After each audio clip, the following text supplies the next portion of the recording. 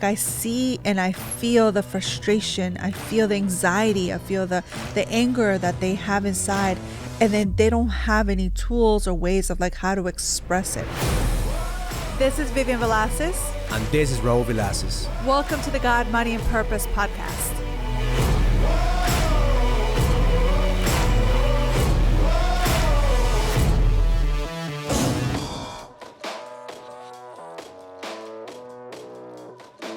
All right, we're live. Thank you for joining us. It's the God, Money, and Purpose podcast with my queen. That's right. So happy to be here with you all. My name is Vivian Velasquez. All right, and today, what are we going to talk about today? We just came out of the boot camp. You were gracious enough to talk in our boot camp experience. Tell your audience a little bit about what you experienced with the men at the boot camp. That's so funny you say gracious because I am always so honored and so humbled to be in that space because we just had a call with one of my coaching clients, and the fact that I get to teach them always humbles me because men are always like at the edge of their seats listening and wanting to learn about relationships, which I love. Like that just like melts my heart. But something that really happens for me there too is like I get to learn. I get to listen to the things that you guys go through, and there's such a place of vulnerability and openness that I really have never experienced that in my life. And now the more that I get to really have the awareness of like all this men just opening up, and I don't take that experience for granted. So I really want to thank you for even creating the space for the men, because it is so life-changing and so necessary for men to be in that place. You know, every time I do, this is our 56 boot camp. Wow, I love it. Every time I do a boot camp, it just, to me, I push myself to the next level. I push myself to the edge to see like, what else can I do to help these guys have a breakthrough? What else can I do to help them see the potential, you know? And at the end of the day, this men are not regular men. The guys who come to this boot camps are achievers, high achievers. They want to go to the next level. They know that something is holding them back. But this boot camp really tested me. This boot camp was expanding my capacity because the first day, you could see in their faces, they were like, okay, Raul, what do you have? Like, I want to see if you could really live up to the hype of what everybody is saying about this boot camp. So when I get a challenge, is an energy that comes in and says, I'm going to have to go all in, like go above and beyond. Yeah. And there was a particular guy that I came in. It was a younger guy. Usually our guys are in their 40s, 50s. And this guy was about 37 years old. Uh-huh. But he never smiled. He just had a serious face. It was like, fuck, man, I don't know what I'm doing here.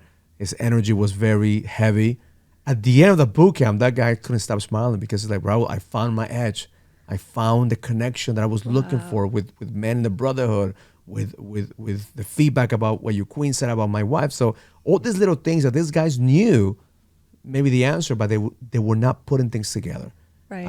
My biggest breakthrough was just seeing men giving themselves permission to let go of the armor. Because as men, we have a lot of shit that we have to tackle every single day. We have business, we have family, we have different positions and roles that we have to play. But we don't give ourselves the permission to take off the armor to be able to connect. And I love that it starts with, the men start in it's like a 3 or 4 day event, from the men that starts at the beginning of the week to the end of the week. They are a totally different version of who they started. And I love to celebrate that in them because it's such a transformation. Like it's so powerful for them to go back as a different version of themselves. We start the first day with a framework of what is the story that you keep telling yourself that stops you from going to the next level. Yeah. And the story that we tell ourselves at the beginning is never the same story that we end up at the end. Yeah.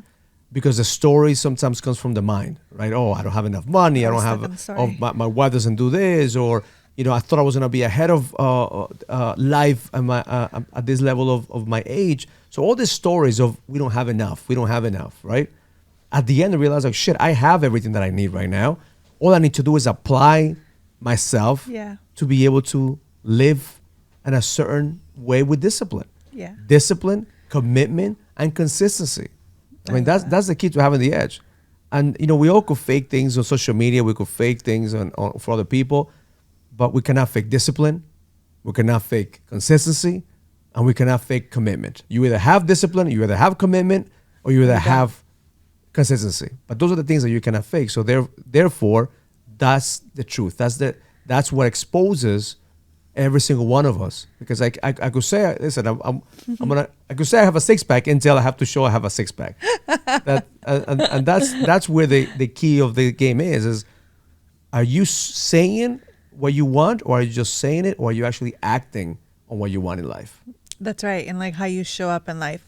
So one of the, and I love what you do, Bebe. Like I'm always honored to be there. Every time you need me, I will be there no matter what. Like I break through all my fears of like going up there and speaking to the men, and just being there with you is just always so humbling. So I really do want to thank you for that space. So let's talk about the topic that we have for today. We were doing some research, and you actually sent me this topic. So you wanna talk about the article that you were reading? Yeah, so we actually had this topic. I coach a woman myself, and we've been talking about this because emotions are everything to us women, right? And I feel like nowadays, especially for me, even like me, like in my life, this is how it started for me, like probably 4 or 5 years ago. It's like tapping into like the story, tapping into the emotion, tapping into like what's really happening for me right now. There was no sense of awareness. I was just doing life as it came. And I know that you hear sometimes women say like, well, I don't even know where my kids have gone. I don't even know like how we got to this place. Like it was like from a blink of an eye. It's because we don't have this awareness of what's happening in our life. And well, this article doesn't really talk about that, but this article kind of talks about females and how they feel more angry now than 10 years ago. The frustration, the anger has increased globally. And that's for women. For women. They're experiencing more anger and frustration more than men. And I think that's so sad. You know, like I have a daughter, even myself, and the woman that I talk to from day to day basis, like I see and I feel the frustration, I feel the anxiety, I feel the anger that they have inside, and then they don't have any tools or ways of like how to express it, how to release it. And then maybe now even this topic, like what it gives me the insight is, why does it start? Why does it begin to get larger than, instead of like it's increasing the numbers instead of depleting? You know, this morning I took Abigail to school. Yeah. And we were talking about not one of her grades. You know, her grades need to go up. Semester is over. Yeah. She didn't do as good as we wanted her to do, but she did good enough that she actually, you know, passed the semester. She increased her grades. She did. But our standard is not just doing good enough. Our standard is being great, right? Well, also not even just our standard, but the school standard is so demanding. Yeah. So from that place, that conversation was, okay, is this the best you could do? So I asked her, is this the best you could do? And she's like, no, that I know I could do better. Okay, so if you know you could do better, what's stopping you from doing your best? And she came up with a bunch of, you know, things. I said, okay, let's focus on the things that you control. Let's focus on the things that are under your control so you can actually apply them. You know, we have a tutor, you have this. And I said, but that's the grades are the past, but there are consequences. And the consequences, you have to pay the consequences. You have to pay. Actually, I was wearing a shirt that says, you know, pay the price, right? So you have to pay the price, right? So what's the price? So she was negotiating with me what the price was going to be. She was like, I think my punishment should be this. And then we went back and forth and we settled in a punishment that made sense. And at the end of the conversation, we switched to her Sweet 16 party, right? And it was so easy for her to talk about, you know, the things that she wants in her party, or the things that she doesn't want in her party, because that is her feminine energy of creating. The masculine energy is like, I need to talk about grades, I need to focus on this. So we both need masculine and feminine energy. Agreed. But Abigail lives or has given herself permission to step into her feminine. That's what I love about her. She has this feminine energy, right? So in my mind, I'm like, I don't want to kill that feminine energy just focusing on you have to achieve, you have to achieve, you have to be great, you have to be produce. great. To produce, because that's not her essence. Her essence is to be free. Her essence is to be happy. Her essence is to create, right? Right. So I need to make sure that as I'm guiding my little girl, not to pressure her into becoming so masculine that all she wants to do is succeed. All she wants to do is achieve. All she wants to do is become great. Because I told her, I said, for me, you're good enough. For us, you're good enough. But you have to want to be more for yourself. You have to want to be more for yourself because you have it in you, not because you want to prove anything to anybody, just to yourself. That's right. So now when I'm hearing that women are angry, you know where I stand with this. We live in a society that is pushing women to be men. You have to be equivalent to men. You have to be like a man. And I always tell you, like, why would women want to be men? Because I don't want to be attracted to a man. I'm attracted to a woman. I want a woman to be feminine. I want a woman to be creative. I want a woman to have that energy of being free. Men, we're just focused on, like, we're grinding, we're achieving. We're not to say a woman's not achievers, but the masculine energy, at the essence, women have to be feminine, men have to be masculine. And I think that a lot of women are tapping into that anger because they're being conditioned to be masculine. And the masculine energy is not your natural essence. So therefore, you're going to be pissed off that all this time you've been embodied to this masculine energy that you have to achieve, you have to succeed, you have to hustle. But that's not really what you want. And I think that's like one of the big things that this article talks about, and something that we see a lot with women now is like, I don't feel like the men push us to be or conditioning to be this way, but we are setting ourselves to that higher standard, right? And in this article, it talks about a hustle culture, how we as women put ourselves in that situation to always do more than we have to. Like, who are we proving ourselves to? And the our bodies could only take so much stress, so much anxiety, so much anger. And if we don't have an outlet, it's going to overload. And that's what I see even with Abigail, right? Even with myself. When you put so much on your body, like it stresses you out, there is no way that you can handle all of that. So I love the fact that she has you and myself to kind of just guide her and say, like, well, baby girl, what are you feeling right now? Like, what are you so stressed out about? Yes, we want the grades to be really good for you, but ultimately, like, always want you to do your best. What is your best? And that's all that matters to me. And like you're saying, not killing the other part, like the feminine part of creativity and laughter and joy and all those things that sometimes, just to the woman, I'm speaking to the women that I've spoken to, like, they in their own eyes think that that's a weakness. Yeah. Instead of having that as like, that's our divine feminine that gives us so much power that we could do so much. And I know that even for myself, like when I catch myself that I am doing instead of feeling, it's such a different way of even creating, right? Even if I'm teaching, even if I'm coaching or I'm doing a business, if I get stuck in my head, in the masculine energy of just, I need to do, provide, I need to like get all this done, it's totally different than me tapping into my feminine energy and seeing like, well, what feels right to me, and this is where I'm going to create, and it makes so much more sense, and it's not forced. It's effortless. Because what happens is when a woman is in her masculine, he attracts a weak man. When a woman is in a masculine energy, she attracts weak men. And weak men become pleasers. And weak men is like, whatever you want, honey, whatever you want. So therefore, that's why the women are pissed off, because they realize, okay, I'm with a weak man. So I got to do everything. So I have to do everything. Yeah. And then this man doesn't level up, and I don't know what I have to do. Then I'm not happy with myself either, because I'm not getting what I want. So and then the guy doesn't want to be weak. He wants to be strong. He wants to level up, but at the same time, he doesn't want to piss his wife off.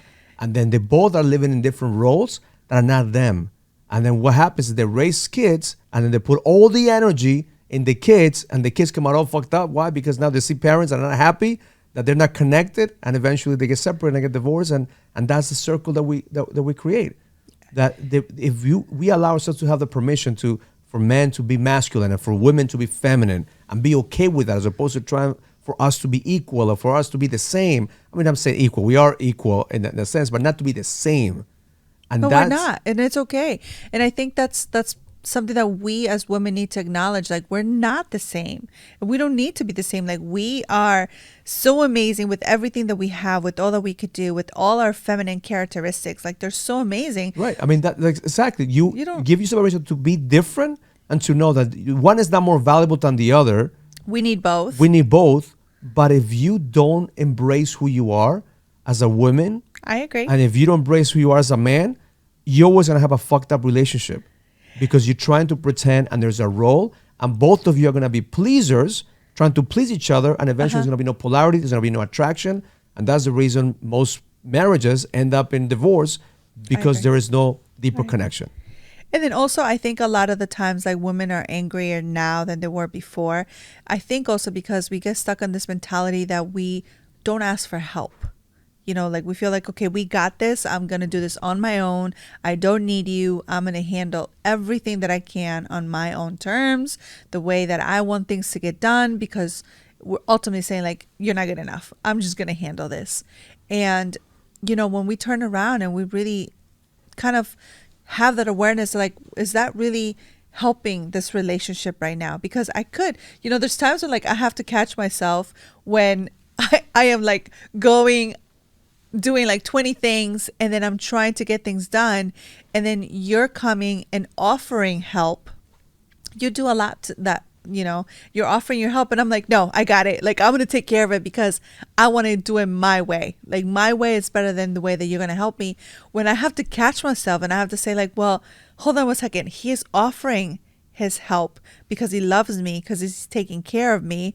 It's not going to take anything away from what I'm doing. It's not going to make, you know, this experience, this instance, any less than. So, okay, let me slow down and take the help. I could save that energy for another experience or moment, my kids, you know, taking care of myself, taking care of my business. I'm going to use that energy for something else. And I think it's like that awareness of, like, women really asking those questions and catching yourself. If my husband is offering something, or if I need to ask my husband for something, or my partner, why not?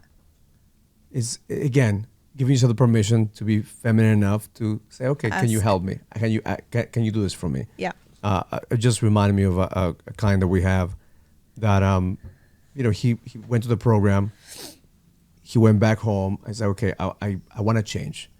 And I realized that I've given you my balls. So now I want my balls back. and the woman, because she said, okay, you know, I want a changed man, she gave him his balls back, right? Metaphorically, now he makes decisions, he's owning things, until she feels like, okay, I want the power back. So now I want to have control. She wants to have control. So she takes the balls back. Now there's a fight for power, because she's in her masculine. Now he's in his masculine, and now there is no polarity. And there's a lot of friction. And now she doesn't want to tap into her feminine, so there's blame, there's guilt, there's shame, there's beat him down. So she constantly is beating him down until he becomes a pleaser again. So, okay, honey, here's my balls, right? Yeah. Or she has the awareness to say, like, this is not working for me. So that's what happens. So she's like, okay, I'm done. And he was like, okay, I love you, but I'm not going to tolerate this. Right. I'm killing it in my business. My business is growing. I'm taking care of myself. Like, I'm better with myself. If you don't like this version of me, I'm okay. I love you, but I'm not gonna tolerate it. So he moved out of the house, and she went like nuts. Like, I want a divorce and this. So in our coaching, it's like, do you want a divorce? I said, no, I want to be with her. Yeah. I don't want to be with her in this state. I said, just hold the space for her. Let her deal with her own pain, and then when she wants to talk, then you have a conversation about where you want to go. Yeah. 2 weeks, they almost didn't see each other. And then over the phone, they're talking about, like, she's like throwing daggers, like, you this or that. All he had to say is, you know what? I love you. I love you.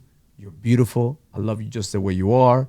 Like, I don't know why you want to hurt me, but you're not my enemy. Yeah. And she broke down and started crying for like an hour. Of course. Because all women want is to be seen. And loved. And loved.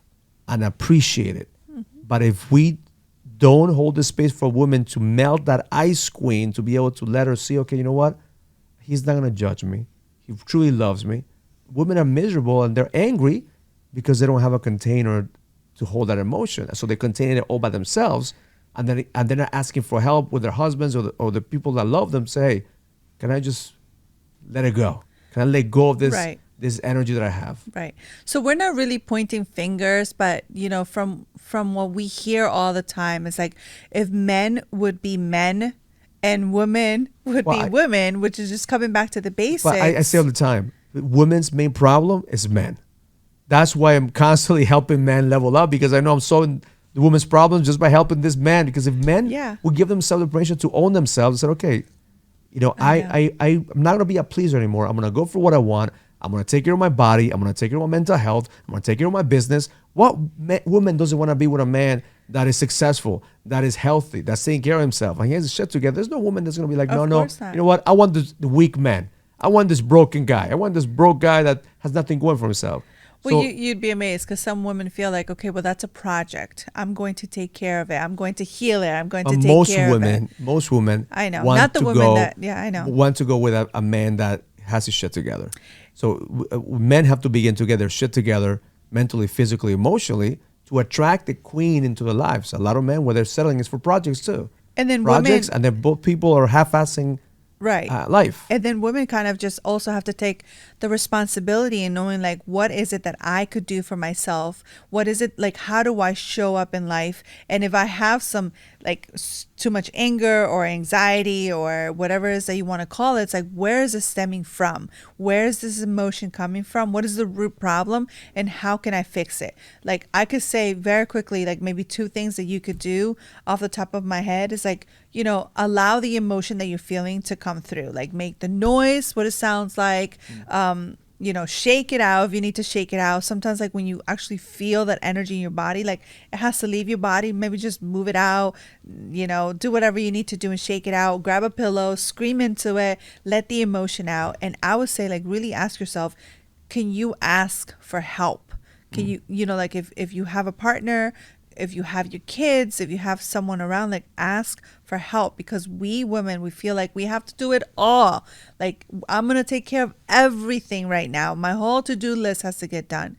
But is that the truth? Is that really what you need?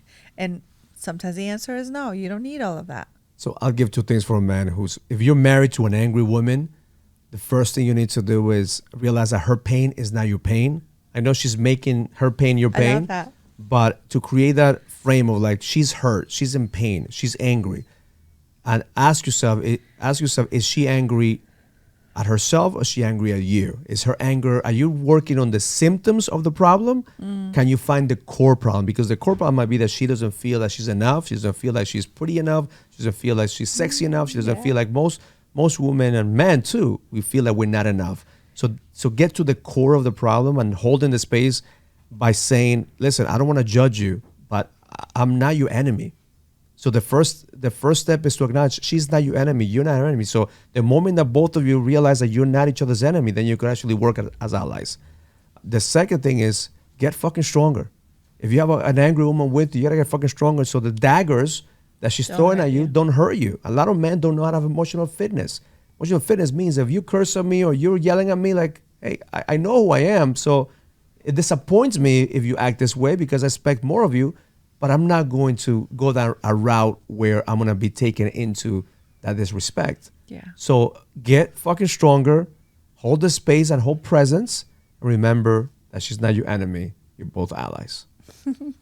So I hope that this content is bringing you value. Make sure that you connect with us, follow us, comment in the video with any questions, and we'll make sure we answer them in the next Let's just acknowledge the people that are here now on Facebook, and maybe is there a question in there now? Excellent topic, polarities. I really can't see that far, but let's see. We got Fabricio. No questions. We Okay. got. Let's see if I can see more. I can see from here.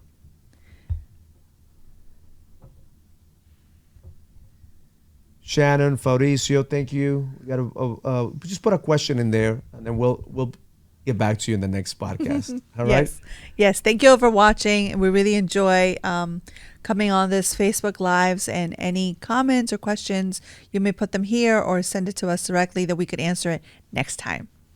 Learn it, live it, experience it. Love life. Love life. If you receive any value from this conversation, comment, subscribe, and share so we continue to impact more people and take it to the next level. And please send us your comments and questions so we could answer them in the next podcast. See you in the next episode.